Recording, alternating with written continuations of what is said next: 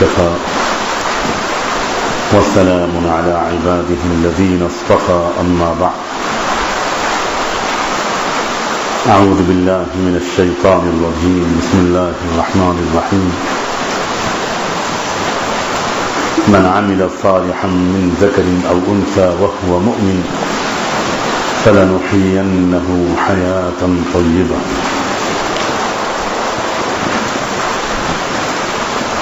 وقال تعالى من أعرض عن ذكري فإن له معيشة ضنكا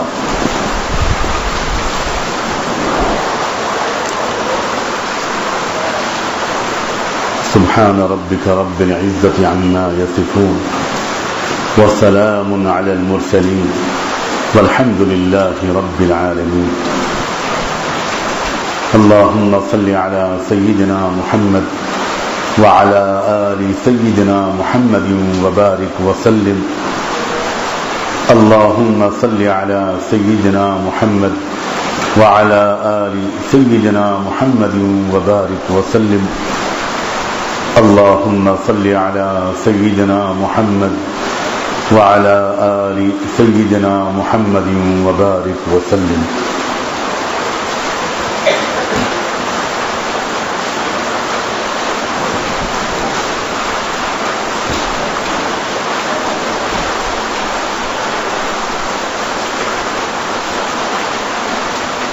دنیا میں ہر انسان کی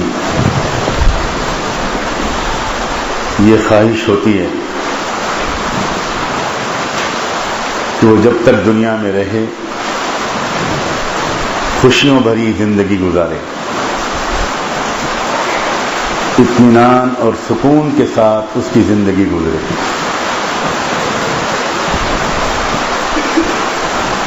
کوئی انسان یہ پسند نہیں کرتا کہ ذہنی تناؤ کے ساتھ، ٹینشن اور الجھن کی کیفیت کے ساتھ اور خوف اور غم کے ساتھ اس کی زندگی گزرے۔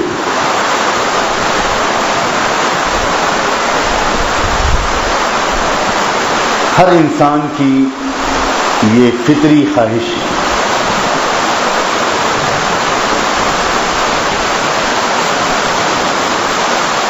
اور اللہ تعالیٰ بھی یہی چاہتے ہیں کہ تمام بندے اور بندیاں وہ دنیا میں جب تک رہیں اچھی پاک ستھری مطمئن پرسکون زندگی گزاریں، خوف اور غم سے محفوظ زندگی گزاریں، ان کے دلوں میں اطمینان کی کیفیت، دلوں کے اندر مایوسیاں نہ ہوں، چڑچڑاہٹ نہ ہو،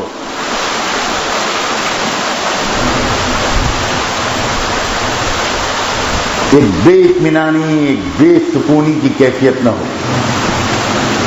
بلکہ دل مطمئن ہو۔ انسان تو چاہتا ہی ہے، یہ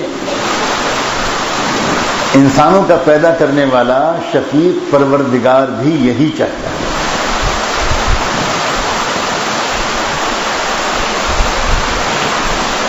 لیکن اس سب کے باوجود یہ بات ہم سب کی اپنی آپ بیتی ہے اور ہم سب کا دوسروں کی زندگی میں مشاہدہ بھی ہے کہ دنیا کے اکثر انسان اپنی زندگی خوشی اور اطمینان کی کیفیت کے ساتھ نہیں گزارتے۔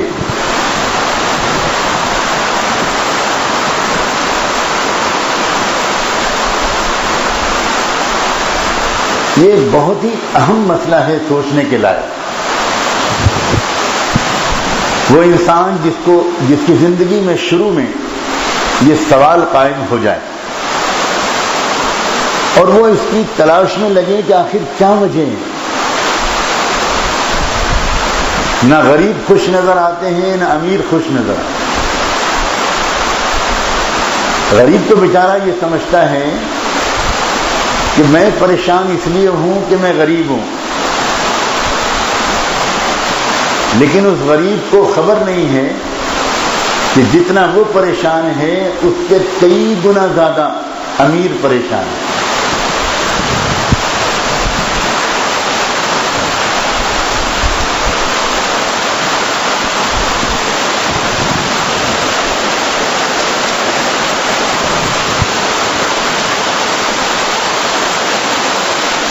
یہ جو دل کا اطمینان ہے، ایک اندر کی خوشی اور چین کی کیفیت ہے،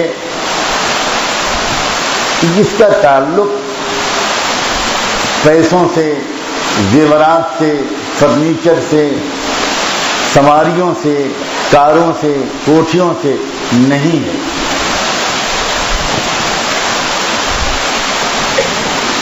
سمجھتے اکثر انسان یہی ہیں، ہم میں سے اکثر لوگوں کا یہی خیال ہے اور شاید سب لوگوں کا، کہ جتنا زیادہ پیسہ ہوگا اتنا زیادہ خوشیاں ہوں گی.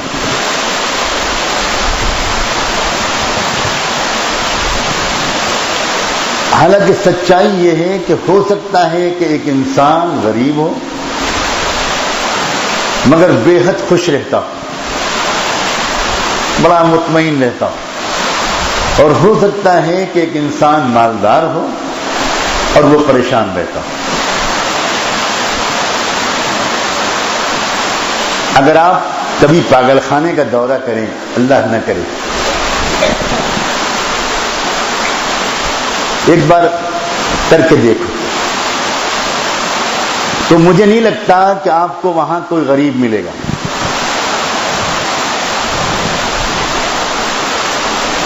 ایک بار ہندوستان کے سابق وزیر اعظم پنڈت جواہر لال نہرو آگرہ کے بڑے مشہور پاگل خانے کے دورے پر گئے.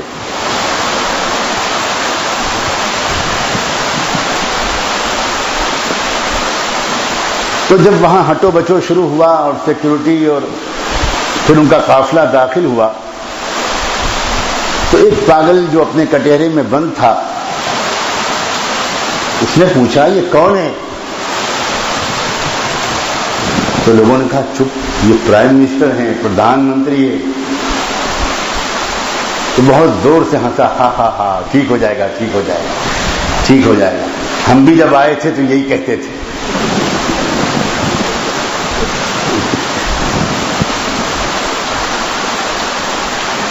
دنیا میں سب سے زیادہ پاگل غریب ملکوں میں نہیں ہے. دنیا میں سب سے زیادہ دماغی مرض کے مریض امریکہ میں. ہمارے حضرت کے خلیفہ ہیں،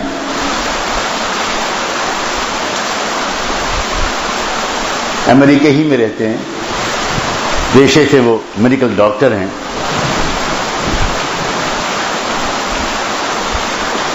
انہوں نے اپنا قصہ خود سنایا کہ وہ امریکہ کے ایک ہوائی اڈے پر میں واش روم میں واش بیسن پر کھڑے ہوئے وضو کر رہے تھے،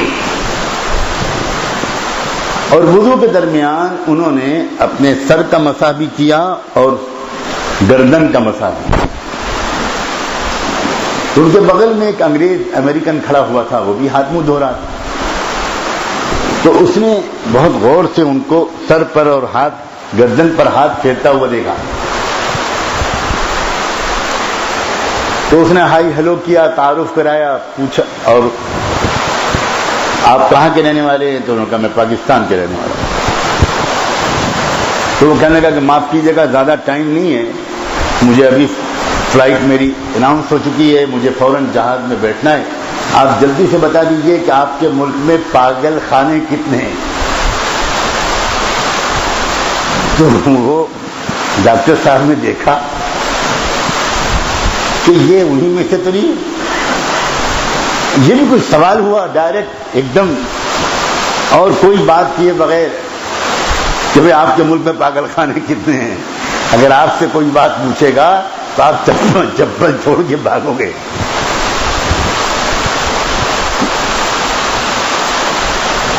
تو ڈاکٹر صاحب کہنے لگے کہ بھئی میں اگرچہ خود ڈاکٹر ہوں لیکن میں دماغی امراض کا ڈاکٹر نہیں ہوں، مجھے پتہ نہیں ایگزیکٹ تعداد تو نہیں پتا، لیکن پورے ملک میں میرے خیال میں 6-7 ہیں.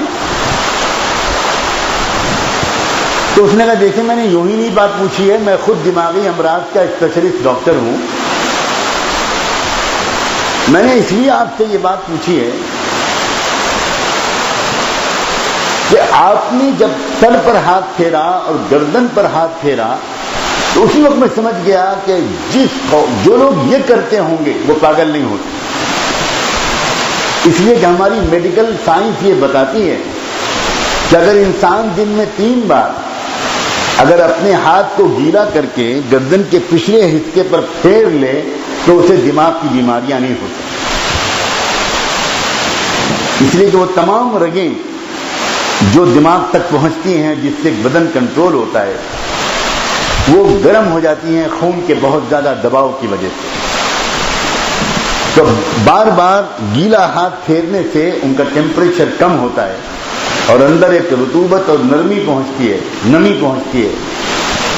تو میں سمجھ گیا تھا، اور ایک ہمارے ملک کا حال یہ ہے، امریکہ میں نے خود اپنی آنکھ سے اخبارات میں وہ اشتہارات پڑھے کہ امریکہ میں ہر شہر میں 40 50 پاگل خانے، اور پھر بھی میں نے اپنی آنکھ سے عربی کے اخبار میں اشتہار پڑھا کہ پوری دنیا کے جو بھی دماغ کے اسپیشلسٹ ہیں وہ اپنی درخواست دیں، ہم ان کو فوراً ویزا دیں گے، بہترین تنخواہیں دیں گے، اس لیے کہ امریکہ میں دماغی ڈاکٹروں کی جتنی ضرورت ہے ابھی اس میں بہت کمی ہے۔ تو امریکہ تو دنیا کا مالدار ترین ملک مشہور ہے اور سب سے زیادہ پاگل وہاں ہے۔ یہ کس بات کی دلیل ہے؟ یہ اس بات کی صاف دلیل ہے کہ دولت سے اگر ذہنی سکون ہوتا، دولت اور پیسے میں اگر ذہنی خوشی اور روحانی اطمینان و چین و سکون ہوتا تو سب سے زیادہ پاگل ہم غریب ملکوں میں ہوتے اور سب سے کم پاگل وہاں ہوتے، سب سے کم دماغ کے مریض وہاں ہوتے۔ اللہ ہم سب کو محفوظ رکھے۔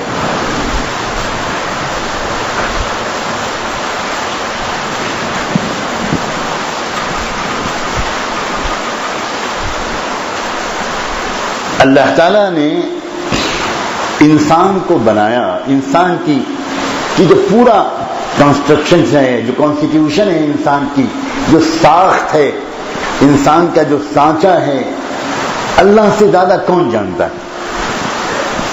الا یعلم من خلق وهو اللطیف الخبیر، جس نے پیدا کیا وہی نہیں پہچانتا اپنی مخلوق کو؟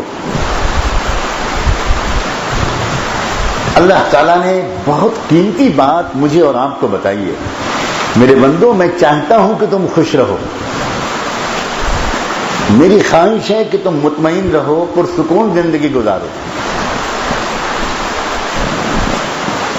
میں تم کو راز بتاتا ہوں کہ خوشی ہے کس چیز میں۔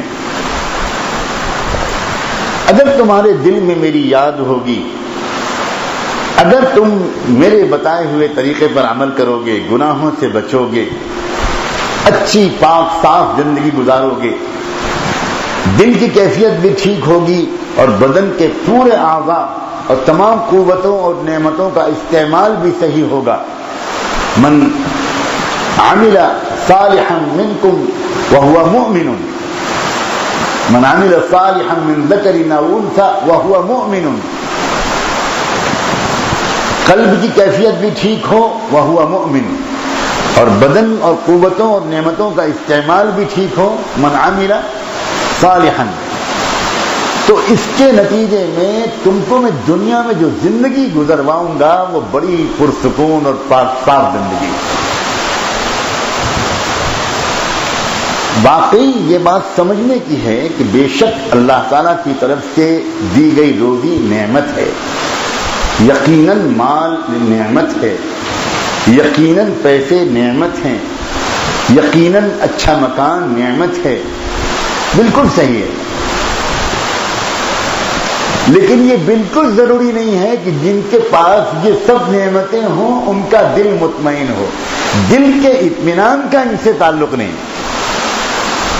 اور جس کے دل میں اللہ کی یاد ہوگی، جس کے دل میں تقویٰ ہوگا، اللہ کی محبت ہوگی، اس کا دل مطمئن رہے گا، چاہے اس کے پاس یہ نعمتیں ہوں یا نہ ہوں. اگر ہوں گی تب بھی وہ خوش رہے گا، دولت کی وجہ سے ٹینشن میں نہیں آئے گا. اور اگر نہیں ہوں گی تب بھی وہ خوش رہے گا، غربت کی وجہ سے اس کا دل بے سکون نہیں ہوگا. آپ غور کریں، صحابہ کرام کی زندگی سب کے سامنے کھلی کتاب کی طرح ہے. شاید ہم اور آپ اپنے دادا دادی اور نانا اور نانی کے بارے میں اتنا نہیں جانتے جتنا صحابہ کے بارے میں جانتے. اکثر صحابہ غریب تھے اور سب کے سب خوش اور مطمئن رہتے تھے، اور جو صحابہ مالدار تھے وہ بھی خوش اور مطمئن رہتے تھے. نہ دولت مند لوگوں کے اوپر ٹینشن آتا تھا اور نہ غریب پریشان ہوتے تھے. ایک خوشی کی کیفیت، ایک دل کے اطمینان کی کیفیت سب کو نصیب رہتی تھی.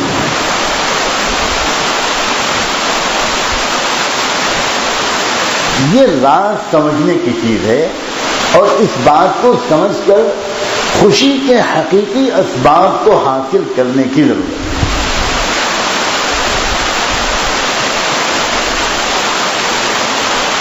ایک بادشاہ سلامت بہت بیمار ہوئے، بڑی دوا علاج کے باوجود ٹھیک نہیں ہوتے تھے. وزیر اعظم سے درخواست کی گئی کہ بادشاہ سلامت بہت بیمار ہیں، کچھ کیجیے. تو انہوں نے باہر سے ایک بہت مشہور حکیم کو بلایا.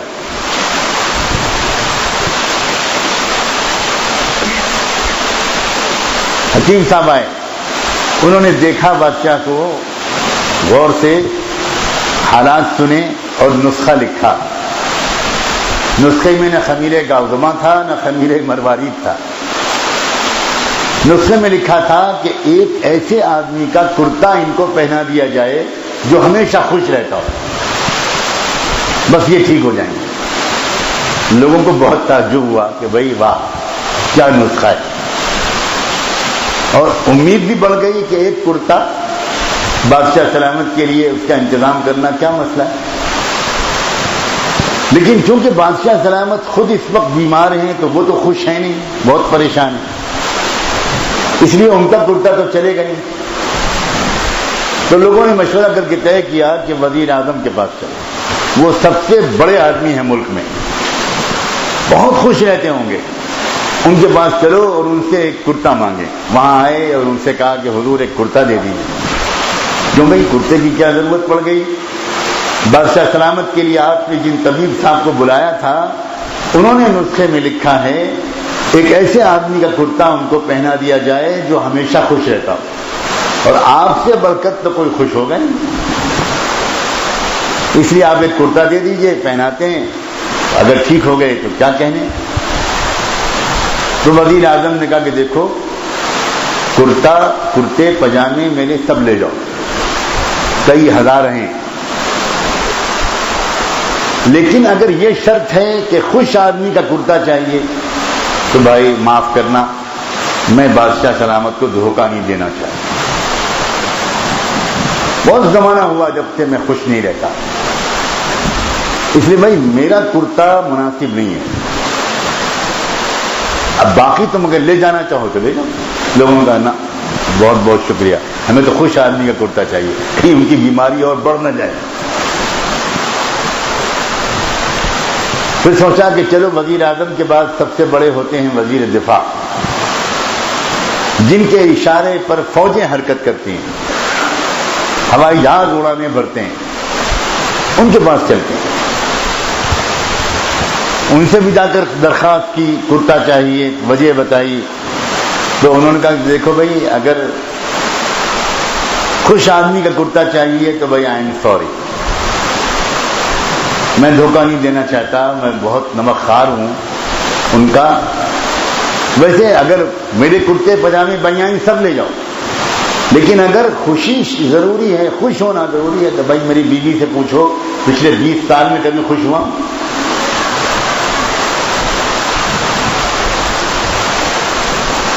یہ جتنے بڑے لوگوں کو آپ بہت لالچ سے دیکھتے ہیں نا، ان کے اندر کی زندگی اگر معلوم ہو جائے تو آپ شکر ادا کرو کہ اللہ آپ نے مجھے بڑا آدمی نہیں بنایا. میں کئی بار یہاں سنا چکا ہوں کہ ایک مرتبہ امریکہ کی ایک آرگنائزیشن، ایک تنظیم نے اس کا جائزہ لینا شروع کیا، سروے شروع کیا کہ دنیا میں وہ شوہر کون ہے جو سب سے زیادہ اپنی بیوی کے ہاتھوں مار کھاتا ہو. امریکہ عجیب ملک ہے، اس میں جتنے لوگ پاگل خانے کے اندر رہتے ہیں صرف وہ پاگل نہیں ہیں.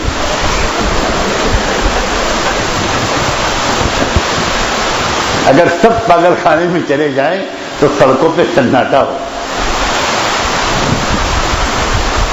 عجیب ملک ہے. میں تو واقعی 2-3 دفعہ جو گیا میں نے سوچا کہ بھائی یہ سمجھدار آدمی کے آنے کی جگہ تھی. عجیب ملک ہے.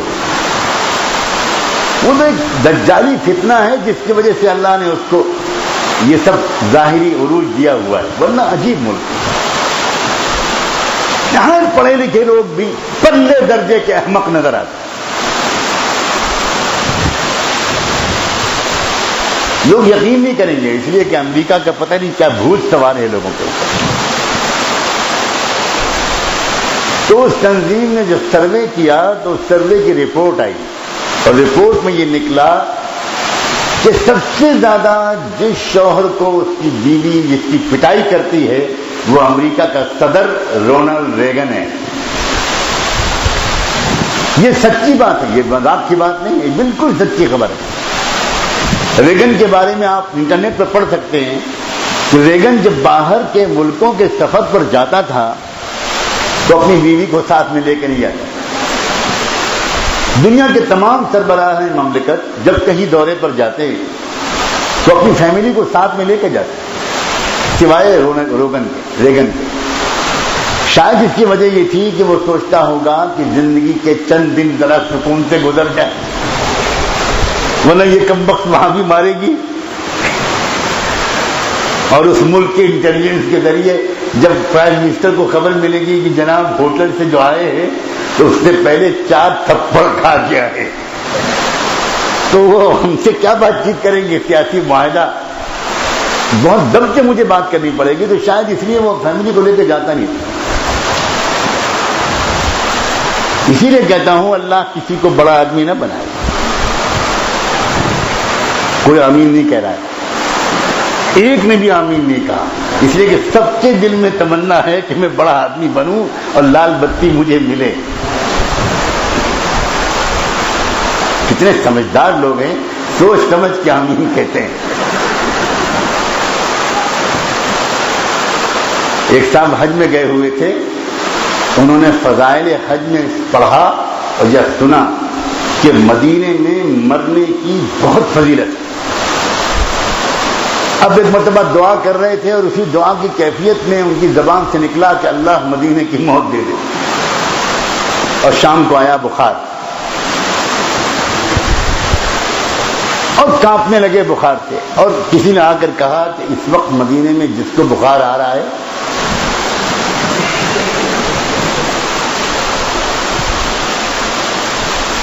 ایک صاحب جو ان کی دعا میں شریک تھے انہوں نے مبارکباد دی کہ لگتا ہے آپ کی دعا حاجی صاحب قبول ہو گئی، اللہ مبارک کرے. تو لگے رونے چلانے، کہنے لگے اللہ اللہ یہ میں نے کب کہا تھا کہ اسی سال موت دے دے مدینے کی. مدینے کی موت دے اللہ، لیکن 60 سال کے بعد. تو سوچ سمجھ کے آمین کہنے والا مجمع یہاں بیٹھا ہے. ان حاجی صاحب کی طرح نہیں تھا کہ وہ ایک مرتبہ فضیلت سن کے انہوں نے دعا مانگ لی. اللہ اکبر و کبیرہ. بادشاہ سلامت کے لیے کرتا ڈھونڈنا خوش آدمی کا مصیبت ہو گیا. ایک وزیر کے پاس، دوسرے وزیر کے پاس، تیسرے وزیر کے پاس جاتے رہے اور سب نے یہی معذرت کی کہ بھائی کرتے حاضر ہیں، لیکن اگر یہ شرط ہے کہ خوش آدمی کا کرتا چاہیے تو بھائی میں خوش تو نہیں رہتا.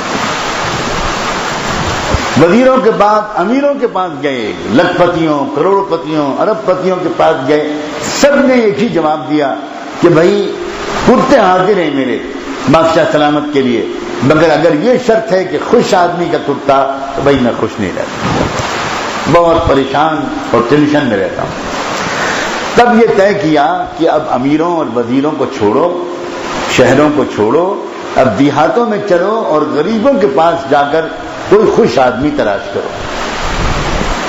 سرکاری ٹیمیں ڈھونڈنے کے لیے نکلی دیہاتوں میں، ڈھونڈتے ڈھونڈتے ڈھونڈتے ڈھونڈتے ایک دیہات میں نظر پڑی ایک ٹیم کی کہ ایک بڑے میاں ہیں جو تالاب میں اپنے پیر لٹکائے ہوئے مستی سے نہا رہے ہیں، ہر تھوڑی دیر کے بعد پانی اپنے اوپر ڈالتے ہیں اور کوئی گیت گاتے ہیں اور ہنستے ہیں، کوئی گانا گاتے ہیں۔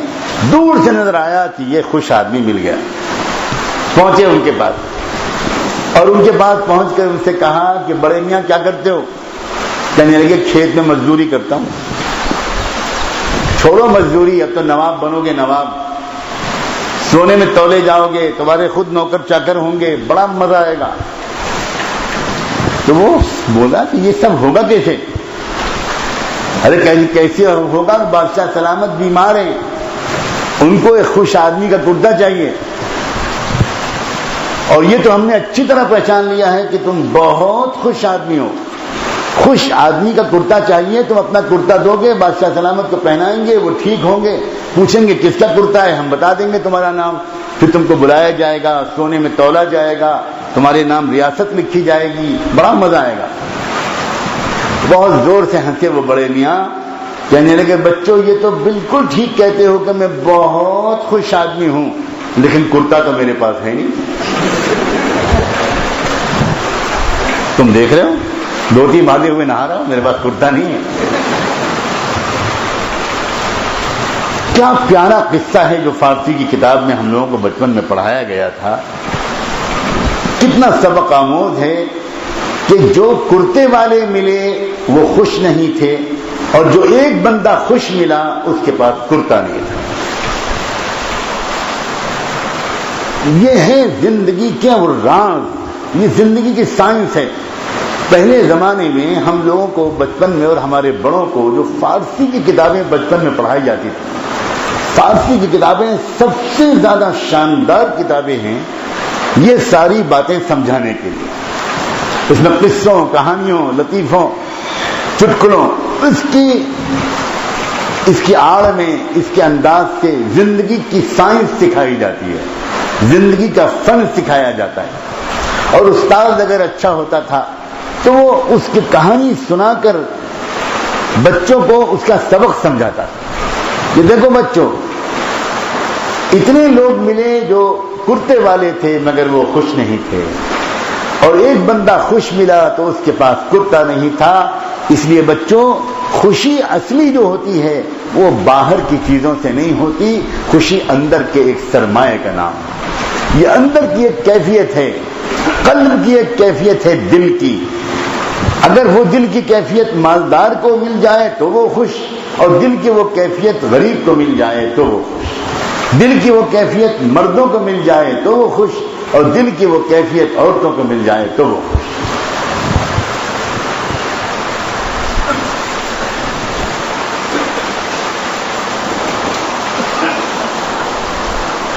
دل ہم اور آپ سب محسوس کرتے ہیں۔ آپ غور کیجئے، رمضان مبارک کا یہ مہینہ ہے، شیطان، سرکش شیطان گرفتار، ہم اس سے الحمدللہ محفوظ ہیں۔ نفس ہمارا کمزور ہو رہا ہے روز بروز، اس لیے کہ اس کو غذا جو ملتی ہے وہ کم مل رہی ہے۔ نفس کو غذا ملتی ہے آپس میں باتوں سے، نفس کو غذا ملتی ہے بار بار کھانے سے، نفس کو غذا ملتی ہے لا یعنی لفظ باتیں کرنے سے، نفس کو غذا ملتی ہے بازاروں میں گزرنے اور بد نظری سے۔ ان تمام چیزوں سے ہم اس وقت محفوظ ہیں کہ نہیں؟ لہذا ہم محسوس کر رہے ہیں کہ ہمارا شیطان بھی گرفتار، اور نفس بھی ہمارا وہ سرکشی وہ نہیں ہے، وہ کمزور ہو رہا ہے، اور اس کی وجہ سے ہم سب کے دلوں کے اندر ایک خوشی، ایک فرحت، ایک اطمینان کی کیفیت۔ آپ بتائیں یہ جو کیفیت دلوں کی اس وقت ہے سب کے دلوں میں، آپ بتائیں جو ٹینشن گھروں میں تھا وہ یہاں ہے؟ جس کے گھر میں ٹینشن تھا وہ ذرا ہاتھ اٹھائے. کوئی اٹھائے گا ہی نہیں. اٹھاؤ نا بھائی. اکیلے میں دعا کے سب روتے ہو میرے پاس کہ یہ ہے یہ ہے یہ. اب ایک کچھ جیت نہیں سنوں گا میں. سب آ کر اپنا اپنا حال بتاتے ہو. ابا سے جھگڑا ہے، بیوی سے جھگڑا ہے، فلاں سے جھگڑا ہے، اور فلاں سے نہیں بنتی، اور پارٹنرشپ میں جھگڑا ہے، اور کاروبار میں مصیبت ہے، اور پڑوسی ستاتا ہے، اور یہ کر سب، اور یہاں کوئی ہاتھ نہیں اٹھا رہا. سب کے گھروں میں ٹینشن ہے، سب کے کاروباروں میں ٹینشن ہے. وہ چہرے جو اس وقت نظر آتے ہیں یہ چہرے کچھ اور ہیں، اور وہ چہرے جو گھروں کی الجھنوں میں، کاروباروں کی الجھنوں میں ہوتے ہیں وہ کچھ اور ہیں. ابھی چند دن ایک اچھے ماحول میں رہے اور ہم لغو و لایعنی کاموں اور باتوں سے اپنے کو ہم بچائے رکھنے میں کامیاب ہو. اللہ تعالیٰ نے ایسے ماحول میں پہنچا دیا، کچھ ہے ہی نہیں، اور پھر صبح سے رات تک کچھ نہ کچھ اچھے کاموں میں مصروف ہیں. اس کی وجہ سے دلوں میں ایک فرحت کی کیفیت ہے یا نہیں؟ ایک بشاشت، ایک اطمینان کی کیفیت. یہی کیفیت اگر کسی کو مستقل طور پر نصیب ہو جائے، مستقل طور پر اس کے دل خوش رہنے لگے گا، اطمینان کی کیفیت ہونے لگے گی. اسی لیے سمجھدار لوگ جو زندگی کی اس حقیقت کو سمجھتے ہیں وہ جتنی محنت دنیا میں مال اور روزی کی کرتے ہیں اس سے زیادہ محنت وہ اپنے دل کو اطمینان کی کیفیت کے اسباب فراہم کرنے کے سلسلے میں کرتے ہیں. اور اللہ نے خود فرمایا ہے الا بذکر اللہ تطمئن القلوب. میرے بندوں اور بندیوں دل کے کانوں سے سنو، صرف اللہ کی یاد سے دل کو اطمینان کی کیفیت نصیب ہوگی.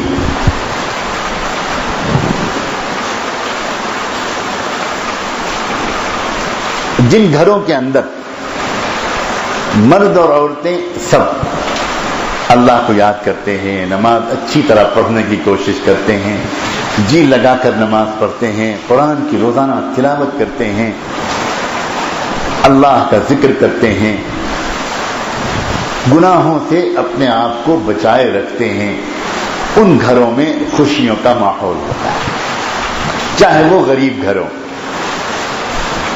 پھر کہتا ہوں صحابہ اکثر غریب تھے، ان کے گھروں میں خوشیوں کا ماحول تھا.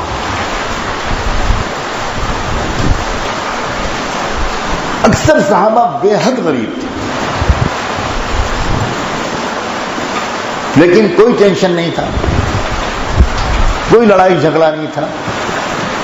ایک بھی گھر کا واقعہ نہیں سنایا جا سکتا. 1 لاکھ 1.25 لاکھ صحابہ، ایک گھر میں بھی ایسا نہیں ہوا کہ بیوی اپنے شوہر کی غربت سے پریشان اور ناراض ہو کر میکے واپس چلی گئی. ایک گھر میں بھی واقعہ نہیں پیش آیا. کوئی ٹینشن ہوتا ہی نہیں تھا.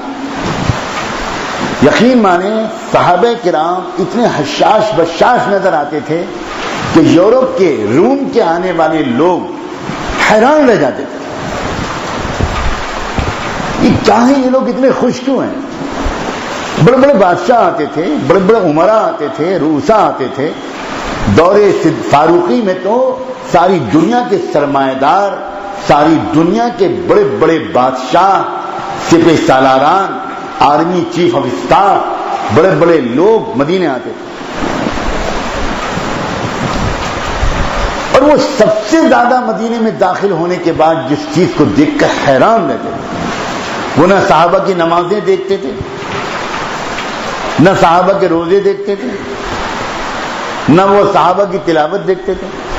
وہ ایک چیز دیکھتے تھے کہ بھئی یہ لوگ اس قدر خوش کیوں ہیں، یہ اتنے مطمئن اور مست کیوں ہیں،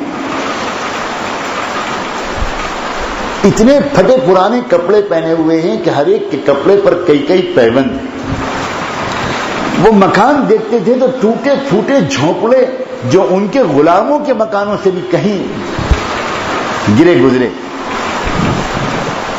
لیکن عجیب، سڑک پر چل رہے ہیں، بازار میں ہیں، ادھر سے گزر رہے ہیں ادھر سے گزر رہے ہیں، سب خوش ہیں. یہ چیز ان کو بہت اسٹرائک کرتی، بہت اسٹرائک کرتی، اور وہ اس بات کے کھوج کریز میں رہتے تھے کہ یہ کیا مصیبت ہے، ہم لوگ سونے چاندی کے ڈھیروں میں رہتے ہیں، ایسے محلات ہیں کہ تم نے خواب میں بھی نہیں دیکھے، اور اس کے باوجود ہم پریشان رہتے، اور تم اتنی غربت میں اتنے مست ہو. یہ چیز ان کے سامنے آتی تھی، تب ان کو صحابہ کو ان سے کچھ کہنے کا موقع ملتا، اور جو جس لیول کا ہوتا تھا اس سے اس لیول کی بات صحابہ کرتے تھے. چنانچہ سیدنا عمر رضی اللہ تعالیٰ عنہ کے پاس جب دنیا کی سپر پاور کا آرمی چیف آیا تو عجیب و غریب بات یہ ہوئی کہ جس وقت وہ مسجد نبوی میں لایا گیا، گرفتار تھا، وہ صحابہ کرام اس کو گھیرے میں لے کر لا رہے تھے، دنیا کی سپر پاور کا آرمی چیف. اب وہ بار بار کہہ رہا ہے کہ بھائی مجھے آپ اپنے بادشاہ کے پاس لے چلو، مجھے ان سے بات کرنی ہے. ہاں ہم آپ کو وہیں لے جا رہے ہیں. اب وہ سوچ رہا ہے کہ کہاں لے جا رہے ہیں، چھوٹی سی مسجد ہے، کیا چیز ہے یہ، نیچی نیچی بالکل چھتیں ہیں، کچی بالکل عمارت ہے، ارے بابا کہاں لے جا رہے ہیں؟ ارے ہم آپ کو وہیں لے جا رہے ہیں. وہ یہ سمجھ رہا تھا کہ جو یہ بادشاہ ہوں گے وہ کسی محل میں رہتے ہوں گے، اور اس کے کافی دور سے اس کے باہر پہرا ہوگا، سیکورٹی ہوگی. اب وہ لے جا کے مسجد میں جا کے جب کھڑے ہوئے تو ایک آدمی لیٹا ہوا تھا، سو رہا تھا مسجد میں. پھر انہوں نے کہا کہ بھائی آپ مجھے کہاں لے آئے ہو؟ خاموش، زور سے نہ بولیں، امیر المومنین آرام کر رہے ہیں. اللہ، وہ حیران کیا، یہ تمہارے بادشاہ ہیں؟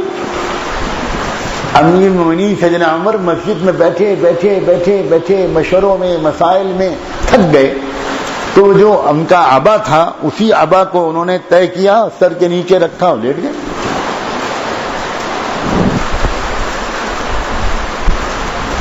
جب ان لوگوں کی آواز سے حضرت عمر کی آنکھ کھلی تو اٹھ کے بیٹھے.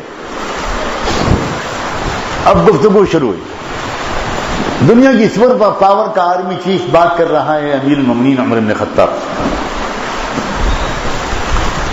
اس آرمی چیف نے کہا کہ باقی بات بعد میں ہوگی، پہلے مجھ کو ایک بات بتائیں. ہم اپنے محلات میں سینکڑوں پہرے داروں کے پہرے میں نہیں سو پاتے، اور آپ یہاں کھلی ہوئی مسجد میں اس طرح لیٹ کر سو رہے ہو، یہ کیا راز ہے؟ یہ سوال لوگوں کے دلوں میں آتا تھا، مجبور ہو جاتا تھا انسان یہ سوال کرنے پر. چنانچہ انہوں نے جواب دیا، عدلنا فامنا فنمنا، یا عدلت فامنت فنمت. دیکھو ہم نے انصاف کیا. اب یہ دیکھو کس سے بات کر رہے ہیں سیدنا عمر؟ ہم نے پورے نظام حکومت اور نظام سیاست اور نظام معیشت اور نظام تمدن، ان سب شعبوں میں ہم نے انصاف کا نظام قائم کیا ہے. ہمارے یہاں کسی پر کوئی ظلم نہیں ہوتا. جب انصاف ہوگا تو امن ہوگا، اور جب امن ہوگا تو نیند آئے گی. یعنی واقعی سیدنا عمر عجیب شخصیت، عجیب شخصیت ہے. ایک ایک جملہ سیدنا عمر کا، یعنی اب اس کو اگر ہم علماء اور عقلاء کے سامنے، دانشوروں کے سامنے بات کریں تو ہم اس زبان میں ان سے بات کریں.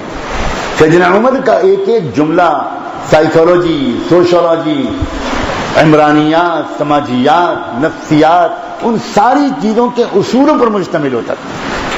محدث تھے اس امت کے سیدنا عمر، اور اسی لیے حضرت عمر کے بارے میں کہا گیا تھا کہ لو کان بعدی نبی لکان عمر.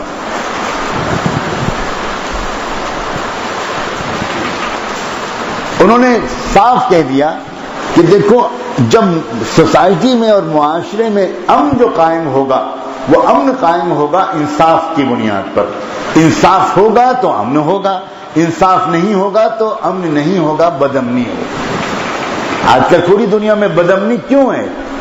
اس لیے کہ انصاف نہیں ہے. لوگ یہ چاہتے ہیں، حکومتیں یہ چاہتی ہیں کہ انصاف کیے بغیر امن قائم ہو جائے. یہی تو ساری دنیا کی طاقتیں چاہتی ہیں، اور یہ فطرت کے اصول کے خلاف ہے.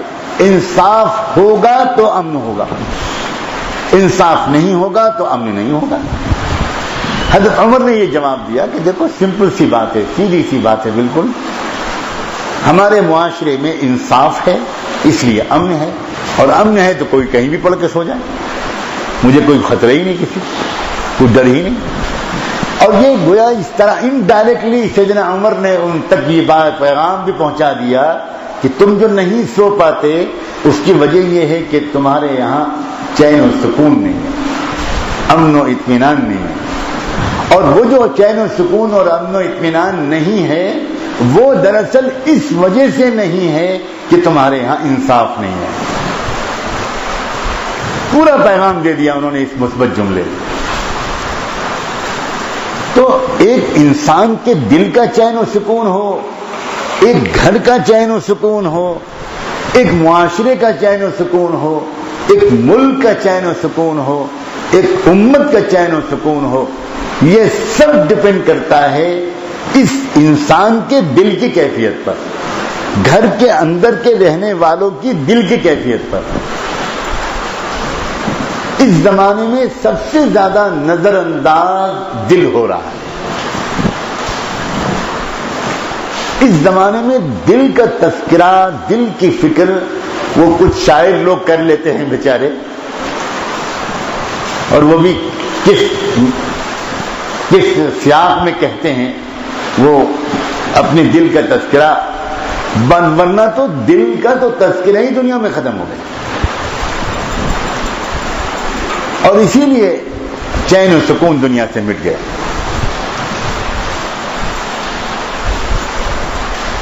جس گھر کے اندر رہنے والے لوگ، ماں باپ، بچے بچیاں، بھائی بہن، میاں بیوی، جتنا زیادہ اللہ تعالیٰ کی یاد کرنے والے ہوں گے، نماز اچھی پڑھنے والے ہوں گے، تلاوت اہتمام سے کرنے والے ہوں گے، اور گناہوں سے بچنے والے ہوں گے، اتنا ہی زیادہ اس گھر میں چین و سکون کی شبنم برسے گی. دل کے سکون کا تعلق اللہ کی یاد سے ہے، دل کے سکون کا تعلق اچھی عبادت سے ہے، اچھی نماز سے ہے، ذکر و مناجات سے ہے. اور جب یہ چیز ہوتی ہے تو انسان خوش رہتا ہے.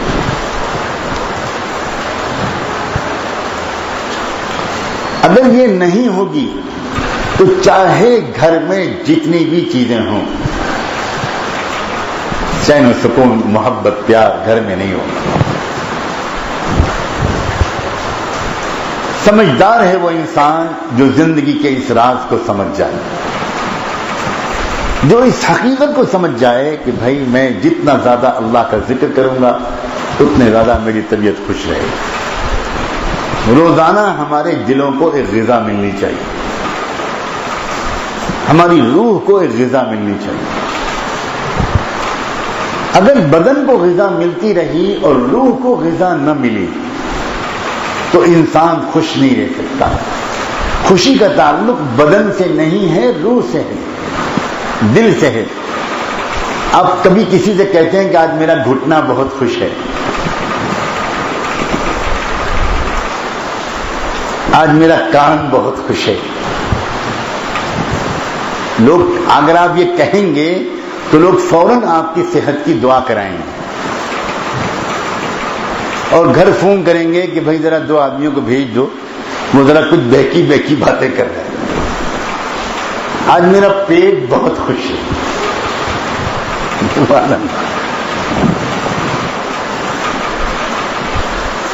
ہمیشہ انسان کہتا ہے آج میرا موڈ بہت اچھا ہے، آج میرا دل بہت خوش ہے. خوشی کا تعلق ہے ہی نہیں بدن سے.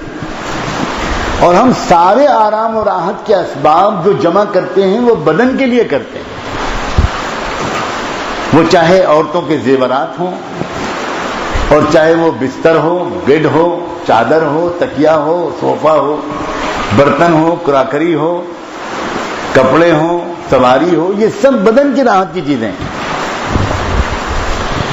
اب اگر کسی نے اپنے بدن کی راحت کی سب چیزیں جمع کر لی اور روح کی راحت کی چیز اس نے جمع نہیں کی، وہ کبھی خوش نہیں رہتی۔ روح جو خوش ہوتی ہے، روح کی جو جب غذا ملتی ہے تب روح خوش ہوتی ہے۔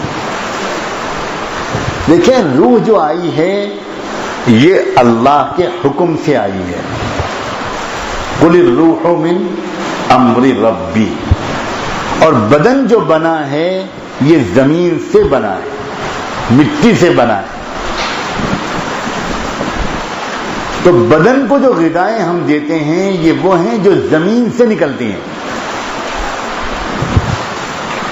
لیکن روح ان غذاؤں سے آسودہ اور سیراب نہیں ہو سکتی، بالکل نہیں ہو سکتی۔ روح کا معاملہ تو بالکل الٹا ہے۔ اکثر میں مثال دیتا ہوں، کبھی آپ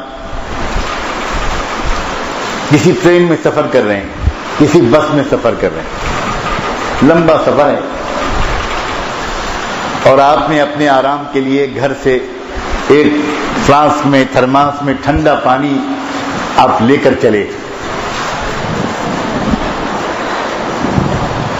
راستے میں ایک جگہ پر ٹرین رکتی ہے، آپ کی بس رکتی ہے، اور آپ دیکھتے ہیں کہ ایک مسافر اس میں سوار ہوا، بوڑھا کمزور انسان، پسینے میں شرابو، ہانفتا کانپتا آیا اور آپ کی سیٹ کے سامنے والی سیٹ پہ بیٹھ گیا۔ دیکھنے سے اندازہ ہو رہا ہے کہ یہ بندہ اتنا غریب انسان ہے کہ یہ اپنے گھر سے اسٹیشن تک بھی پیدل آیا ہے۔ گرمی کا موسم ہے، سخت گرمی کا موسم ہے، اور یقیناً یہ پیاسا ہے۔ آپ کے دل میں خیال آتا ہے کہ آپ اپنے جو ایک گلاس پانی آپ کے تھرمس میں بچا ہے وہ آپ اس کو پیش کریں۔ ایک دم سے دوسرا خیال ذہن میں کوئی اور ڈالتا ہے کہ بھائی ابھی تمہارا سفر باقی ہے 2-3 گھنٹے کا، اگر تم نے اس کو یہ پانی پلا دیا تو تمہارے پاس تو پانی ختم ہو جائے، پریشان ہو جاؤ گے۔ لیکن پھر ایک مرتبہ آپ کے دل میں مضبوطی کے ساتھ خیال آتا ہے، ایسا مجھ کو نہیں سوچنا چاہیے، یہ بھی میرا بھائی ہے، کمزور غریب دیہاتی ہے، ایک کتے کے پلے کو پانی پلا دینے پر اللہ تعالیٰ مغفرت کر چکا ہے، انشاءاللہ میں جب اس مسافر کو پانی پلاؤں گا تو اللہ میری مغفرت کرے گا۔ اور یہ خیال آتے ہی آپ تھرمس سے پانی گلاس میں نکالتے ہیں اور اس کو پیش کرتے ہیں کہ چچا یہ پانی پی لو، آپ بہت تھکے ہوئے لگ رہے ہو۔ اگر آپ نے کبھی زندگی میں اس طرح کی نیکی کی ہوگی تو آپ کو تجربہ ہوا ہوگا کہ پانی اس شخص کے کلیجے میں اترتا ہے، پیٹ میں جاتا ہے، لیکن ٹھنڈک آپ کے کلیجے میں اترتی ہے۔ یہ ٹھنڈک آپ کے بدن میں نہیں گئی، یہ ٹھنڈک آپ کی روح میں گئی۔ روح کو غذا ملی، پانی اس کے بدن میں گیا، لیکن غذا آپ کی روح کو ملی۔ بدن سیر آسودہ ہوتا ہے کھا کر، اور روح آسودہ ہوتی ہے کھلا کر۔ بدن سجتا ہے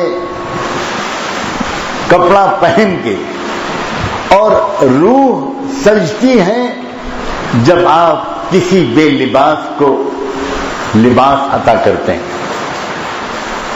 تو یہ روح جو ہے نا، یہ روح اصل خوشی اور غم، خوشی اور ناخوشی، اطمینان اور بے اطمینانی، سکون اور بے سکونی، اس کا انحصار روح کی کیفیت پر ہے۔ شفیق پروردگار جو اللہ رب العزت ہمارے ہیں، وہ چونکہ یہ چاہتے ہیں کہ ہم خوش رہیں، اور چونکہ وہ یہ جانتے ہیں کہ ہم جو خوش ہوں گے وہ صرف پیٹ کے بھرنے سے خوش نہیں ہوں گے، روح کی پیاس بجھے گی تب خوش ہوں گے، اس لیے وہ اس پر زور دیتے ہیں کہ میرے بندو اچھی نماز پڑھا کرو، میرے بندوں میری بندیوں اللہ کا ذکر کیا کرو، قرآن مجید کی تلاوت کیا کرو، برائیوں سے اپنے آپ کو بچاؤ۔ کیوں؟ اس لیے کہ اللہ تعالیٰ جواب دیتے ہیں، اس لیے کہ تم ان کے بغیر خوش نہیں ہو پاؤ گے۔ واقعی دل کی خوشی، روحانی مسرت ایک انسان کو بہت کامیاب شوہر بناتی ہے، ایک بچی کو، ایک عورت کو ایک بہت ہی مثالی بیوی بنا دیتی ہے، ایک مثالی ماں بن جاتی ہے وہ عورت جس کا دل خوش رہتا ہو۔ انسان کامیاب ہوتا ہے اپنے ہر کام میں اگر اس کا دل خوش اور مطمئن ہے، اس کا جو پروڈکشن ہے، اس کا جو پرفارمنس ہے وہ کہیں بہتر ہوتا ہے۔ ایک ایسا آدمی جو ٹینشن میں ہے اور ایک ایسا آدمی جو اندر سے بہت خوش اور مطمئن ہے، آپ دونوں کو ایک ہی کام دیجئے، وہ دونوں کام بالکل الگ الگ طریقے کے کر کے لائیں گے۔ بعض لوگ رائٹنگ کے ماہر ہوتے ہیں، تحریر سے انسان کے مزاج کو پہچانتے ہیں، کسی حد تک فطری طور پر مجھے بھی کچھ شد بدھ ہے اس سے، اس لیے ہمارے طلبہ مجھے اپنی تحریر دکھاتے ہوئے ڈرتے ہیں۔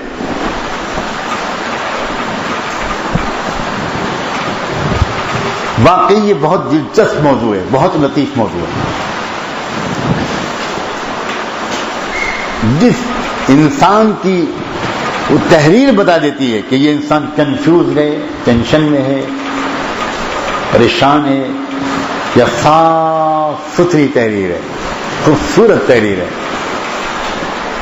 بہت نستعلیق تحریر ہے، جس کے دماغ میں گویا پیچیدگی ہوگی، ٹینشن ہوگا، اس کی تحریر میں کاٹ پیٹ بہت ہوگی۔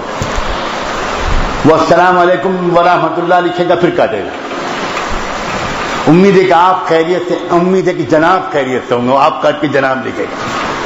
یہ علامت ہے اس بات کی کہ یہ انسان اندر سے خوش نہیں ہے۔ اس کی بہت علامتیں ہوتی ہیں۔ کیا بتاؤں آپ کو نفسیات کیا چیز ہے؟ چپل جوتے آدمی کس طرح اتارتا ہے، اس سے بھی پڑھتے ہیں پڑھنے والے کہ یہ انسان خوش ہے کہ غیر خوش۔ جو انسان اندر سے پریشان ہے، ایک چپل یہاں ایک چپل وہاں، ایک بمبئی میں ایک کلیان ہے، اور جو انسان اندر سے بہت مطمئن اور خوشی اس طریقے سے چپل اتارتا ہے۔ اور ایسے انسانوں کی بیویوں کو بہت آرام رہتا ہے، اور وہ عام انسان کرتا ادھر پھینکا، ٹوپی ادھر پھینکی، ایک موزہ ادھر، ایک کلیان میں اور ایک ناگپور میں، اور صبح کو جاتے وقت مہا بھارت، ارے میرے موزے کہاں ہیں، اور میرے وہ ٹوپی کہاں ہے، اور میرا کرتا کہاں ہے۔ بیوی کہی کیا مصیبت ہے، آپ کے جانے سے 1 گھنٹہ پہلے وہ ماشاءاللہ چنتی پھرتی ہے چمن میں سے مختلف اجزاء کو جو آپ نے بکھیرے ہیں۔ یہ علامت ہے منتشر دماغ۔ اب ہمارے کچن میں جا کے دیکھو، کہاں ہیں ہمارے کچن کے لوگ؟ وہ کچن بتاتا ہے کہ کچن کے کام کرنے والے بڑے ٹینشن میں، کسی کو بیوی یاد آ رہی ہے، کسی کی شادی ہوئی بیچاری جا ہی نہیں پا رہا ہے، کیا کرے، چھٹی نہیں مل رہی، تو وہ کاہے سے بدلہ لے گا، ایک پلیٹ وہاں پھینک دے گا، ایک پلیٹ وہاں پھینک دے گا۔ بالکل یہ سچی بات ہے۔ ہمارے یہاں ایک حافظ صاحب ہوا کرتے تھے، جب وہ کسی کے گھر میں جاتے تھے تو جاتے ہی بیٹھتے تھے، ماشاء اللہ ماشاء اللہ ماشاء اللہ، اس گھر میں بڑی خوشیاں ہیں۔ اگر وہ دیکھتے تھے کہ کرسی ٹھیک سے رکھی ہوئی ہے، پلنگ ٹھیک سے بچھا ہوا ہے، چادر ٹھیک سے رکھی ہوئی ہے، تکیہ صحیح رکھا ہوا ہے، سب کچھ درست ہے، سب کچھ سیٹ ہے، تو وہ سمجھ جاتے تھے کہ اس گھر میں خوشیوں کا ماحول ہے۔ اور جب کسی گھر میں جاتے تھے چادر آدھی ہے لٹکی ہوئی اور آدھی اوپر ہے، اور تکیہ ٹیڑھا ہے، اور چپل سرہانے میں رکھے ہوئے ہیں، اور ٹوپی پائنتی میں رکھی ہوئی ہے، اور ایک بنیان وہاں ٹنگا ہے، اس کے اوپر لنگی ٹنگی ہے، اس کے اوپر انڈر ویئر ٹنگی ہے، تو وہ اور کچھ نہیں کہتے تھے، وہ کہتے تھے ماشاء اللہ صبر کا موقع ہے اس گھر میں، ہاں ماشاء اللہ صبر سیکھنے کی جگہ ہے۔ بڑے لطیف آدمی تھے، ہمارے یہاں لکھنؤ اور اودھ کی زبان کیا کہنے، بولے اشاروں میں لوگ بات کیا کرتے تھے، اب تو سب ختم ہو گیا، اشاروں میں بات، ماشاء اللہ ماشاء اللہ، صبر سیکھنے کی جگہ ہے۔ یہ سب منتشر دماغ ہے۔ جب انسان کے دل میں سکون ہوگا، یقین مانو ایک عورت کھانا پکائے گی اچھے موڈ کے ساتھ تو بہت مزیدار سالن ہوگا، اور وہی عورت بڑبڑاتے ہوئے کھانا پکائے گی، بس آپ صبر کے ساتھ کھائیں گے انشاءاللہ۔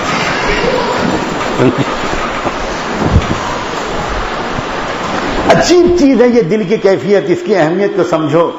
لوگ کیوں سمجھتے ہیں کہ تصوف کسی اور دنیا کی چیز ہے؟ گھروں کو خوشیوں سے بھر دینے کے طریقے کا نام ہے تصوف، دلوں کو خوشیوں سے کی کیفیت سے بھر دینے کا نام ہے تصوف۔ اور کیا چیز ہے تصوف؟ روح کو غذا پہنچاؤ، خوش رہو گے۔ اور روح کی غذا ایسی چیز ہے کہ روح کو اس کی اگر غذا ملی تو وہ یہاں بھی خوش رہے گی، اور وہ قبر میں بھی خوش رہے گی، عالم برزخ میں بھی خوش رہے گی، یوم حشر میں بھی خوش رہے گی، اور جنتوں میں ہمیشہ خوش رہے گی۔ اگر روح کو غذا ملی تو ہمیشہ والی خوشیاں انسان کا مقدر بن جائیں۔ فَهُوَ فِي عِيشَةٍ رَاضِيَةٍ۔ اور اگر ہم نے اپنی روحوں کو نظر انداز کیا تو چاہے جتنے زیور لا کے تم اپنی بیوی کو دے دو، چاہے جتنے کپڑے بنوا دو، چاہے جتنے سوٹ بنوا دو، چاہے جتنا میک اپ کا سامان لا کر دے دو، چاہے گھر میں جتنا شاندار فرنیچر جمع کر دو، چاہے تم شاندار کاروں میں دوڑتے پھرو، ہرگز خوشیاں نہیں ملیں گی۔ اس لیے سمجھدار ہے وہ انسان جو زندگی کے اس راز کو سمجھ کر اپنی روح کو روزانہ ذکر کی ایک خوراک پہنچاتے ہیں۔ دیکھو، ہر چیز کی جو خوراک ہے اس کو مطلوبہ مقدار میں ملنی چاہیے۔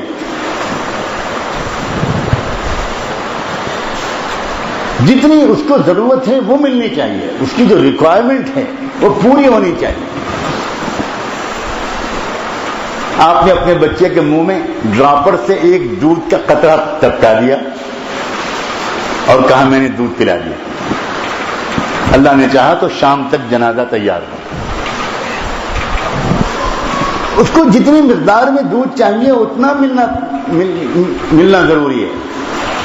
ہمیں اور آپ کو جتنی مقدار میں غذا چاہیے اس سے بہت زیادہ حاصل کرتے ہیں، اس میں تو کمی کی ضرورت ہے۔ دنیا میں آج تک کم کھانے سے کوئی بیمار نہیں ہوا، اور دنیا میں جتنے بیمار ہیں وہ زیادہ تر بیماری کا سبب زیادہ کھانا۔ آج تک کبھی کوئی کم کھانے سے بیمار نہیں۔ اور دیکھ لینا، رمضان گزرتے ہی عید کی شام ڈاکٹروں کے مطب میں گھسنے کی جگہ نہیں ملے گی۔ اسی لیے ہندو ڈاکٹر بھی مسلمانوں کے محلوں میں مطب کھولتے ہیں۔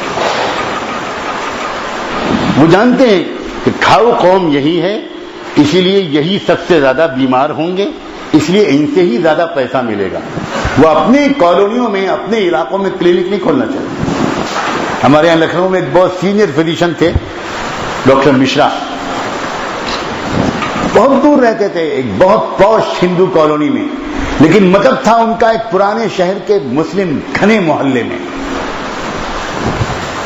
مجھ سے بہت تعلق رکھتے تھے، اسلام کے بارے میں بہت مطالعہ کرنا چاہتے تھے، باتیں ہوتی تھیں۔ ایک بار وہ میرے پاس آئے کافی تھکے ہوئے بہت، تو میں نے کہا ڈاکٹر صاحب آپ اتنی دور مطلب کیوں کرتے ہیں؟ آپ کو تو جانے میں 8 کلومیٹر 10 کلومیٹر لگ جاتا ہے اور آنے میں لگ جاتا ہے، باپ کی صحت اس قابل نہیں ہے آپ۔ کہنے لگے مولانا ہماری قوم بیمار نہیں پڑتی، بیمار تو آپ ہی کی قوم پڑتی۔ یہ بالکل صحیح بات ہے، یہ بالکل درست بات ہے۔ زیادہ کھانے سے بیماری پیدا ہوتی ہے، تو بھائی بدن کو جتنے کھانے کی ضرورت ہے اتنا کھانا بدن کو دینا، اور جتنی غذا کی روح کو ضرورت ہے اتنی غذا روح کو دینا۔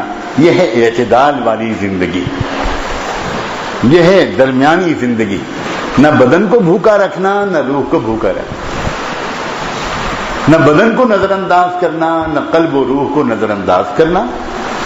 اور اس کے لیے اللہ تعالیٰ نے واقعی یہ جو نصاب دے دیا 5 وقت کی نمازوں کا، یہی اگر ذرا شوق اور ذوق کے ساتھ جی لگا کر پڑھ لی جائیں، یہ جو نصاب دے دیا کہ روزانہ کچھ مجھے صبح شام یاد کر لیا کرو، اذکر ربک فی نفسک تضرعا وخیفہ ودون الجہر من القول بالغدو والآصال.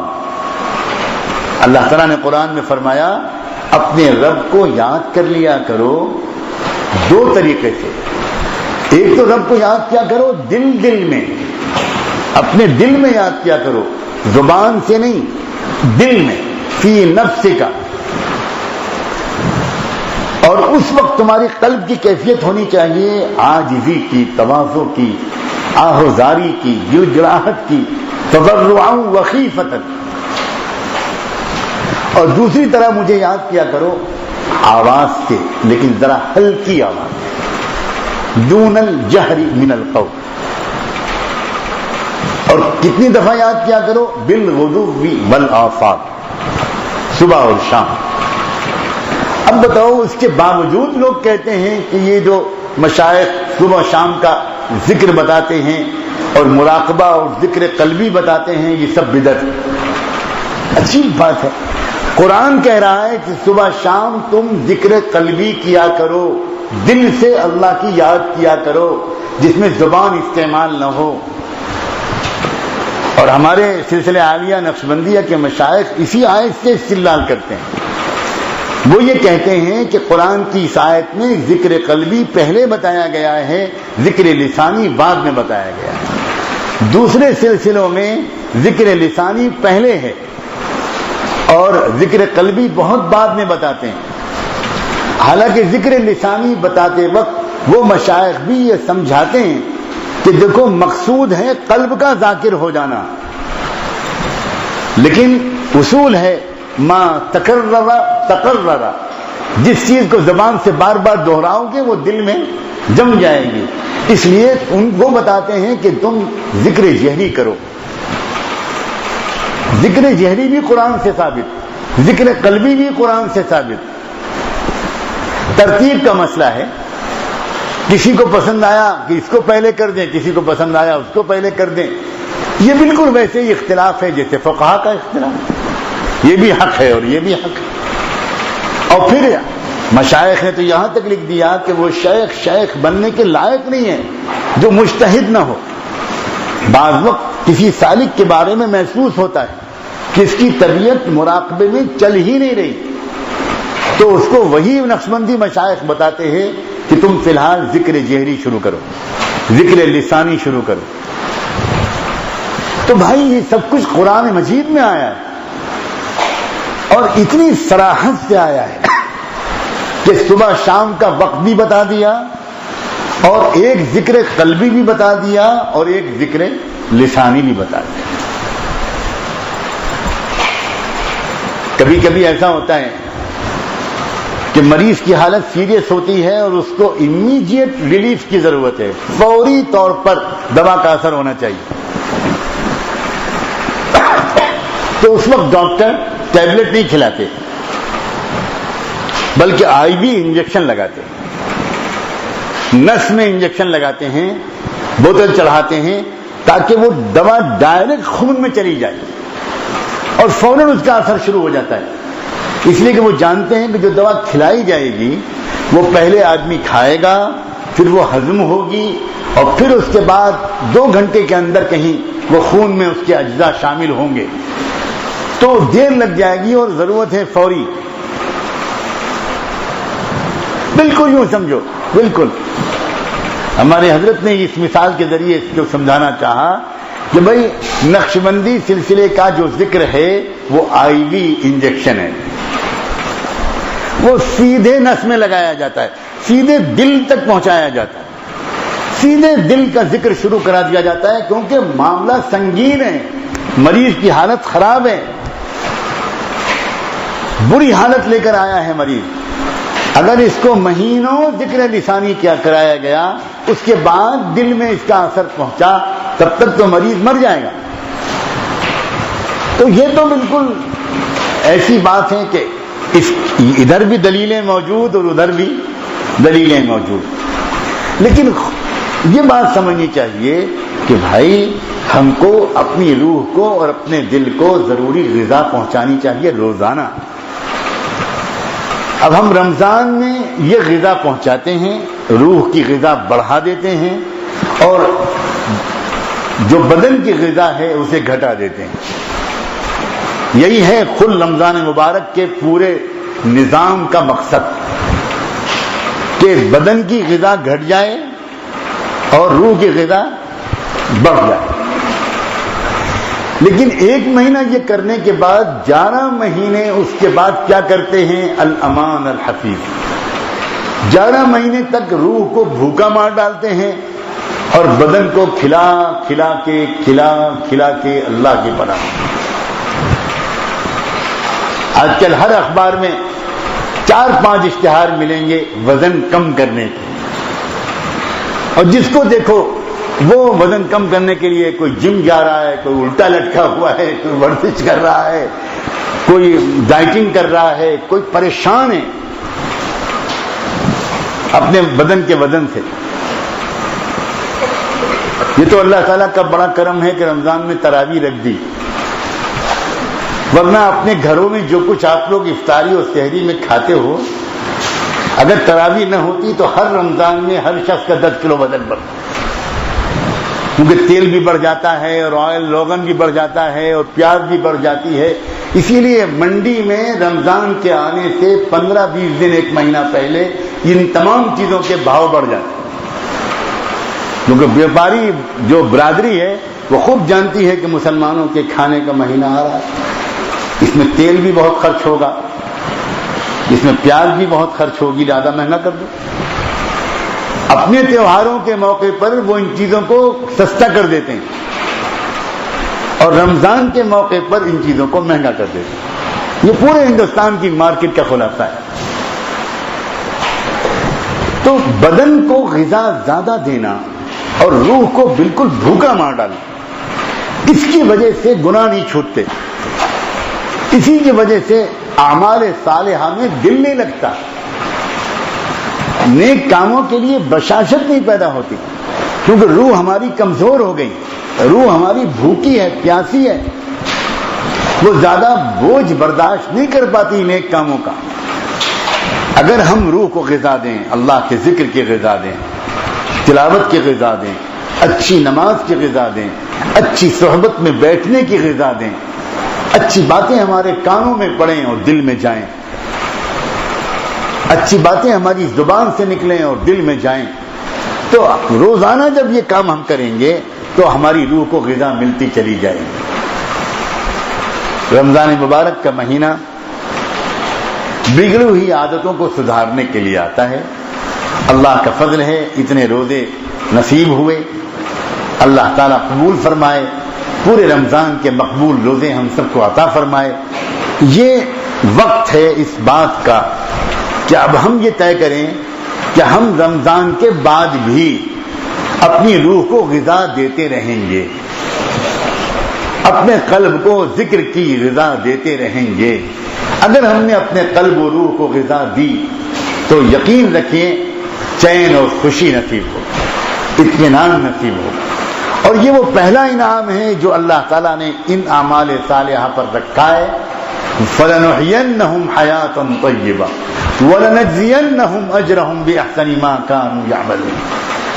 اصل انعام اس کا آخرت میں ملے گا. یہ پہلا انعام ہے کہ دنیا میں چین اور سکون سے آباد زندگی گزرے.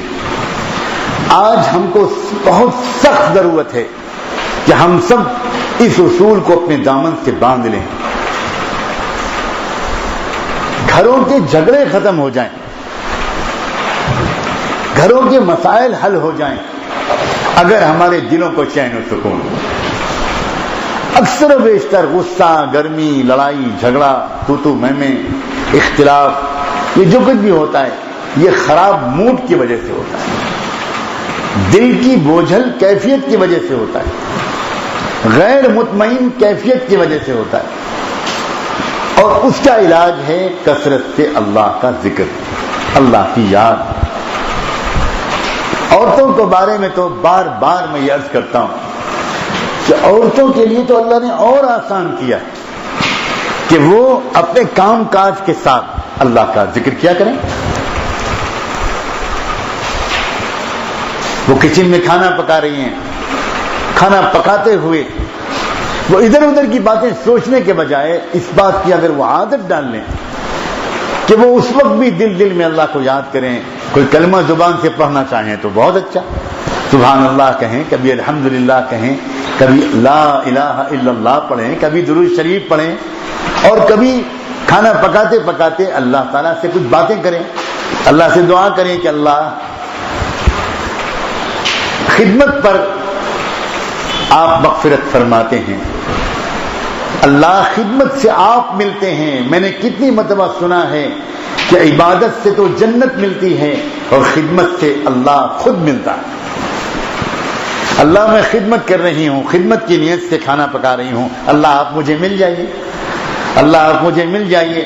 یقین مانیں کہ وہ کھانا بھی پکاتی رہے گی اور کھانا پکاتے ہوئے اس کے دل کو چین و سکون بھی ملے گا، اس کھانے میں نورانیت اور برکت بھی آئے گی، اور جب وہ کچن سے باہر نکلے گی تو گھر والوں کی نگاہ میں تو وہ کھانا پکا کر نکلی ہوگی، لیکن اللہ کی اور فرشتوں کی نگاہ میں وہ صرف کھانا پکا کر نہیں نکلی ہوگی بلکہ مغفرت اور ولایت کا پروانہ لے کر نکلی ہوگی۔ لوگ دیکھ رہے ہوں گے یہ کھانا پکا کے نکلی ہے، اور اللہ تعالیٰ کہہ رہے ہوں گے نہیں میری بندی کو تم پہچانتے نہیں، یہ صرف کھانا پکا کے نہیں نکلی ہے، یہ تو میری دوستی کا پروانہ لے کر نکلی ہے، میں نے اس کو مغفرت کر دی۔ واہ سبحان اللہ۔ یہ چیزیں اگر ہماری بچیوں کو اس کی عادت پڑ جائے، چسکا پڑ جائے، ذوق آ جائے، تو سب بھاگ بھاگ کے خدمت کریں، کوئی شکوہ شکایت کا سوال ہی نہیں پیدا۔ انجوائے کریں، انجوائے، مزہ لیں اس کام میں۔ اگر وہ کام میں اللہ تعالیٰ کی یاد کی طرف طبیعت چلی گئی تو کام بھی اچھا ہوگا، کام میں تکان بھی نہیں ہوگی، اور اسی کام کے نتیجے میں ان کو اللہ کا قرب مل جائے گا۔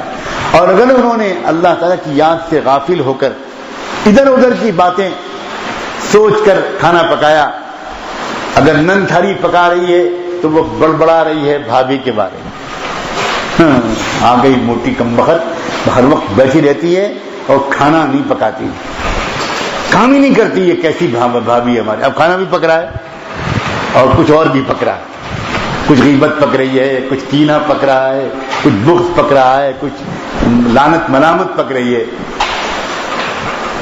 اگر باوج کھانا پکا رہی ہے تو نند کو کوس رہی ہے، اگر نند کھانا پکا رہی ہے تو باوج کو کوس رہی ہے، اگر بہو پکا رہی ہے تو کہہ رہی ہے کہ دیکھو اچھی ہٹی کٹی ساس ہے، جب سے میں آئی ہوں بستری سے نہیں اٹھتی، بستری سے نہیں اٹھتی، اور یہ کہتے جو چلائے گی وہ دیکھتی ہی گر جائے گی۔ اور ادھر ساس اگر کھانا پکا رہی ہے، دلہنگا رانی آئی ہے، وہ دن بھر بیڈ روم میں گھسی رہتی ہے، ان کو میک اپ سے ہی فرصت نہیں ہے۔ لا حول ولا قوت، میں بھی کتنا غلط لڑکی لے کر آئی ہوں، اگلے بیٹے کی شادی میں ایسے غلطی نہیں کروں گے، لو وہ بھی یہی ہو رہا ہے گھروں میں۔ ذرا سی بات ہے صرف، اگر یہ ساس اللہ کا ذکر کرنے والی بن جائے، یہ بہو اللہ کا ذکر کرنے والی بن جائے، یہ نند اور یہ بھاوج اللہ کی یاد کرنے والی بن جائے، اللہ سے دوستی کر لیں تو بس مزہ آ جائے۔ گھر کے ماحول بھی درست، باہر کا ماحول بھی درست۔ مردوں کو بھی اپنے باہر کی زندگی میں بڑے چیلنجز کا سامنا کرنا پڑتا ہے، بہت سے مسائل کا سامنا کرنا پڑتا ہے۔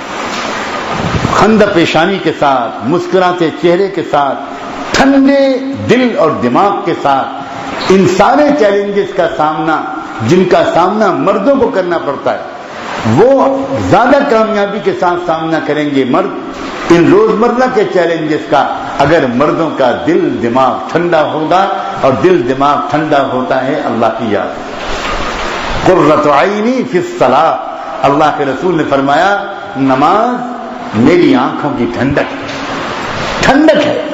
یہ ٹھنڈک میں مجازی معنی میں نہیں بول رہا ہوں، یاد رکھیں نیک کاموں کا رشتہ فرشتوں سے جڑا ہوا ہے، ذکر و عبادت یہ فرشتوں کا عمل ہے. نسبح بحمدک ونقدس لک، اور فرشتے بنے ہیں نور سے، اور نور ہے ٹھنڈی روشنی.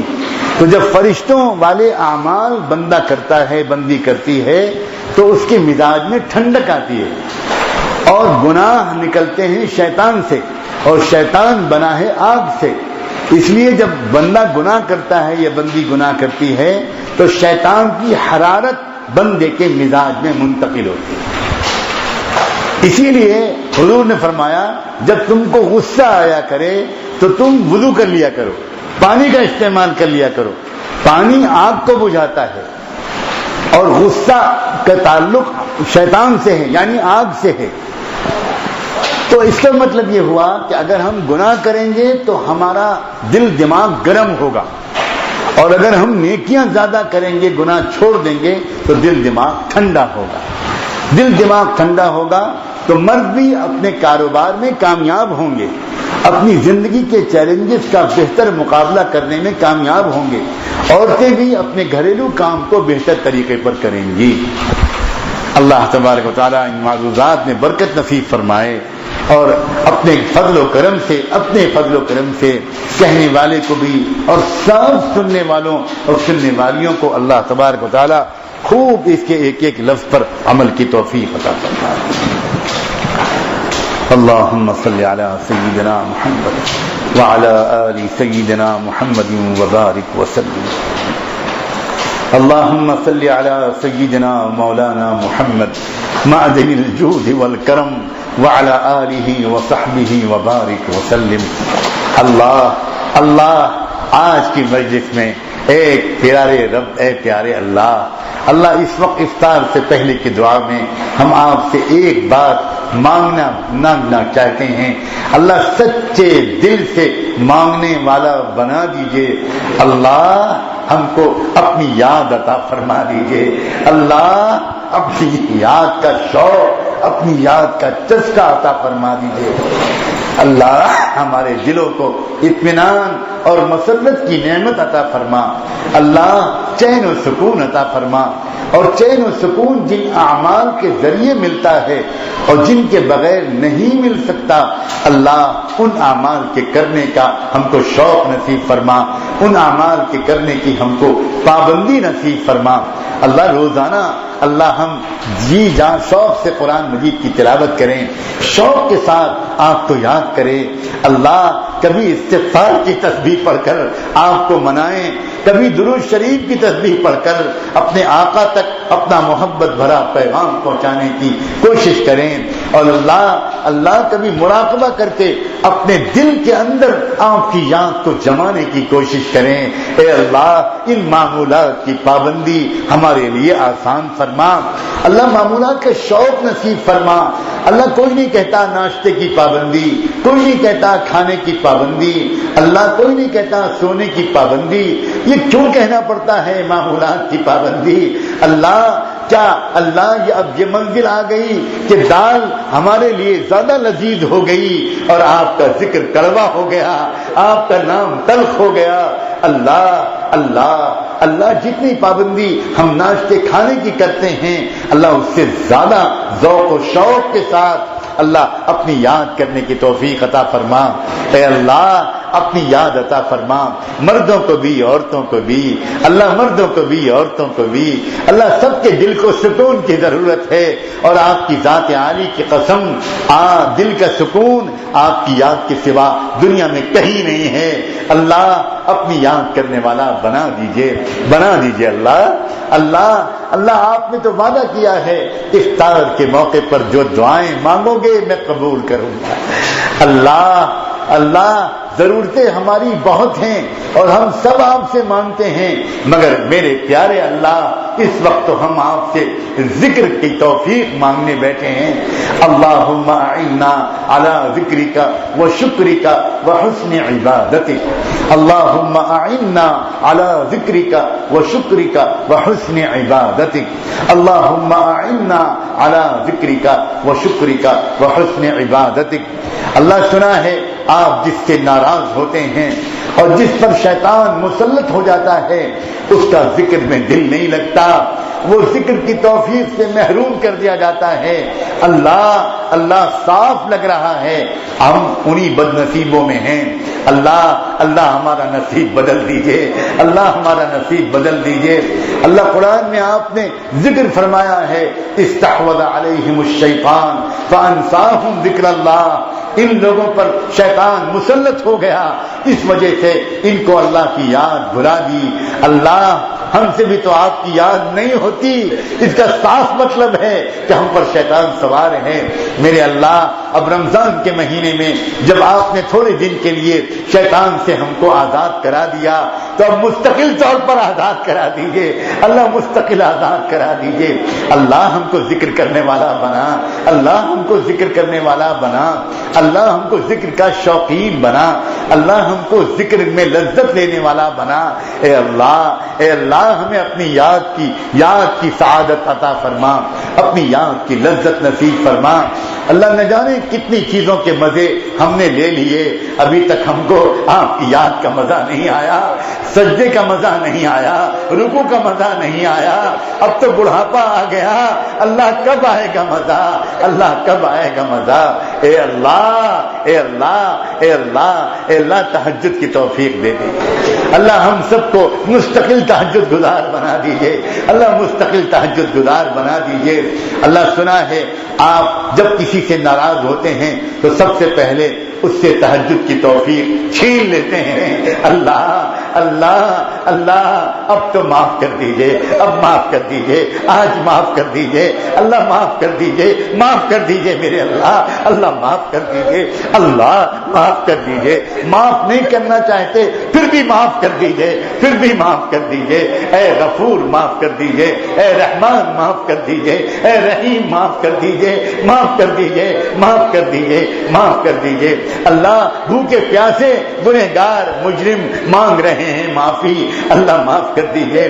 اللہ عدالت میں مجرموں کے کٹہرے میں کھڑا ہوا کوئی مجرم جب یہ کہتا ہے جج صاحب میں اپنے جرم کا اقرار کرتا ہوں، مجھے معاف کر دیجئے، ذرا میری طرف دیکھیے، میرا پیٹ پچکا ہوا ہے، میرے گال پتلے ہو گئے ہیں، میں نے کئی دن سے کھانا نہیں کھایا اور میرے بچے گھر میں بھوکے مر رہے ہیں، مجھے معاف کر دیجئے۔ تو جج کو بھی رحم آ جاتا ہے اور جج رحم کی اپیل کو قبول کر کے رہائی کا حکم دے دیتا ہے۔ اللہ آج ہم آپ کی عدالت میں سارے مجرم اکٹھا ہو کر آئے ہیں، اقراری مجرم ہیں۔ اللہ دیکھ لیجئے ہمیں بھوک لگی ہوئی ہے، دیکھ لیجئے ہمیں پیاس لگی ہوئی ہے۔ اللہ صبح سے کچھ نہیں کھایا، آپ کے حکم کی وجہ سے نہیں کھایا، اللہ صبح سے کچھ نہیں پیا، اللہ صرف اپنے آپ کے حکم کو پورا کرنے کی نیت سے اللہ ہم نے ایسا کیا ہے، اور اس وقت اس بھوک اور پیاس کے عالم میں آپ سے معافی مانگنے کے لیے مجرموں کے کٹہرے میں کھڑے ہیں۔ اے حکم الحاکمین معاف کر دیجئے، معاف کر دیجئے، معاف کر دیجئے، اللہ معاف کر دیجئے، اللہ معاف کر دیجئے۔ اللہ کہہ دیجئے فرشتوں سے جاؤ اعلان کر دو کہ میں نے تم سب کو معاف کر دیا، میں نے تم سب کو معاف کر دیا۔ قوموا مغفورا لکم قد بدلت سیئاتکم حسنات، قوموا مغفورا لکم قد بدلت سیئاتکم حسنات۔ اللہ اللہ اللہ اللہ آج پکار سن لیجئے، آج دل کی فریاد سن لیجئے، آج سن لیجئے، اللہ ٹوٹے دل کی پکار سن لیجئے۔ اللہ چھوٹے چھوٹے بچے بھی رو رہے ہیں، اللہ اگر ہمارے آنسو قابل قبول نہیں، ہماری آمین قابل قبول نہیں تو اللہ ننھے منھے معصوم بچوں کی آمین کو قبول کر لیجئے۔ اللہ پردہ نشین خواتین بھی اللہ آمین کہہ رہی ہیں، اور کتنی بندیاں آنچل پھیلا کر رو رو کر آمین کہہ رہی ہوں گی۔ اللہ ہم دنیا میں دیکھتے ہیں کہ اللہ عورتوں کے آنکھ میں آنسو مرد نہیں دیکھ پاتے، اللہ بیوی کے آنکھ میں آنسو شوہر نہیں دیکھ پاتا، اللہ ماں کے آنکھ میں آنسو بیٹا نہیں دیکھ پاتا، اللہ بہن کے آنکھ میں آنسو بھائی نہیں دیکھ پاتا۔ جب بہن سسرال کے لیے دلہن بن کے رخصت ہوتی ہے، چلتے وقت اپنے بھائی کے کندھے سے پھوٹ لگ کر پھوٹ پھوٹ کے روتی ہے، بھیا بھول نہ جانا، بھیا بھول نہ جانا، اور وہ بھائی اپنے کرتے کے دامن سے اپنی پیاری بہن کے آنسو پوچھتا ہے، وہ بہن کو روتا ہوا نہیں دیکھ سکتا، اور اللہ اس کو سمجھاتا ہے جاؤ اللہ تم کو سدا خوش رکھے، اور وہ بہن چلی جاتی ہے۔ جب نگاہوں سے دور ہو جاتی ہے تو یہی بھائی جو تھوڑی دیر پہلے تک اپنی بہن کے آنسو پوچھ رہا تھا، یہی بھائی کسی تکیے میں منہ چھپا کر رونا شروع کرتا ہے، میرے گھر کی رونق چلی گئی، میرے گھر کی بہار اور زینت چلی گئی، میں کس کو ستاؤں گا؟ اللہ اگر آپ کے بندیوں کے آنکھ میں آنسو نہیں دیکھ سکتے تو آپ رحمان و رحیم ہو کر اپنی بندیوں کے آنکھ میں آنسو کیسے دیکھ پائیں گے؟ اللہ اللہ اللہ اللہ ان پاک دامن بچیوں اور عورتوں کی آمین کے طفیل آج ہماری جھولیوں کو بھر دیجئے، مغفرت دے دیجئے، مغفرت دے دیجئے، مغفرت دے دیجئے، تقوی دے دیجئے، تقوی دے دیجئے، تقوی دے دیجئے۔ وصلی اللہ تعالی علی خیر خلقہ سیدنا محمد وعلی آلہ وصحبہ اجمعین برحمتک یا ارحم الراحمین۔